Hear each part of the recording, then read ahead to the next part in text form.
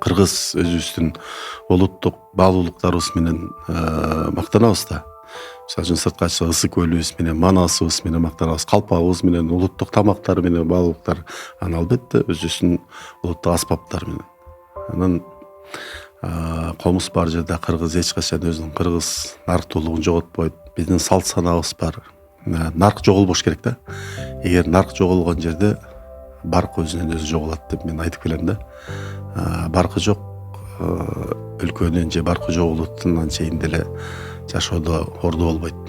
Анан биздин азыр ушул баркты алып келатканыбыз дагы нарктуу болуп келатканыбызда өзүбүздүн каада салтыбыз, өзүбүздүн улуттук ушундай аспаптарыбыз аркылуу башка элге дагы биз менен эсептешип аткан ошондон да ойлойм.